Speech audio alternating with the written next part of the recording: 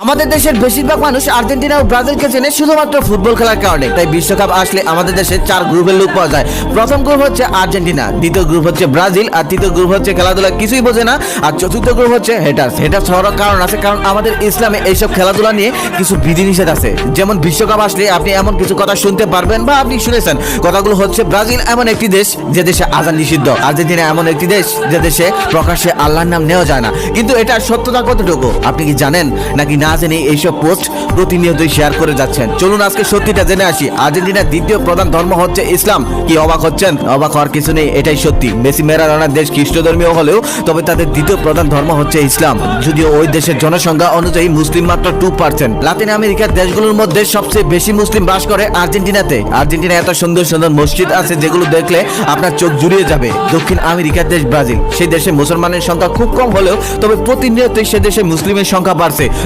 মসজিদের সংখ্যাও। হিসাব বলছে ব্রাজিলের বর্তমান জনসংখ্যা হলো 20 কোটি, তার মধ্যে মুসলমানের সংখ্যা হলো 17 লাখ। পার্সেন্ট অনুযায়ী 5 থেকে 6%। গত কয়েক বছর যাবৎ ব্রাজিলেও মুসলমানের সংখ্যা প্রচুর বাড়তেছে, তার সাথে বাড়তেছে মসজিদও। ব্রাজিলের প্রত্যেকটি শহরেই মসজিদ রয়েছে। যদিও 2000 সালে ব্রাজিলের মসজিদের সংখ্যা ছিল 30 থেকে 32টি, গত কয়েক বছরেই মসজিদের সংখ্যা বেড়েছে 100টিরও বেশি, সাথে মাদ্রাসা ও অসংখ্য ধর্মীয় শিক্ষা প্রতিষ্ঠান। এক প্রতিবেদনে উঠে এসেছে ব্রাজিলের সাও পাওতে গড়ে প্রতি মাসে 6 জন লোক ইসলাম ধর্ম গ্রহণ করেন। ফলে ভবিষ্যতে ব্রাজিলে মুসলিমের সংখ্যা আরো বেড়ে যাবে। ব্রাজিলের সর্বপ্রথম 1500 খ্রিস্টাব্দে মুসলমানের আগমন ঘটে। তাই সবার কাছে অনুরোধ, কোনো দেশ সম্পর্কে না জেনে ফালতু গুজব ছড়াবেন না। যদি ধর্মীয় চোখে দেখে হালাল হারামের কথা বলেন, তাহলে ছতন না দেখে তারপর টাকার বিনিময়ে যেসব খেলা হয় সে প্রত্যেকটা খেলাই নাজায়েজ। এমনকি নাটক সিনেমা দেখাও তো নাজায়েজ। কই, আমরা তো এগুলো প্রতিনিয়তই দেখছি।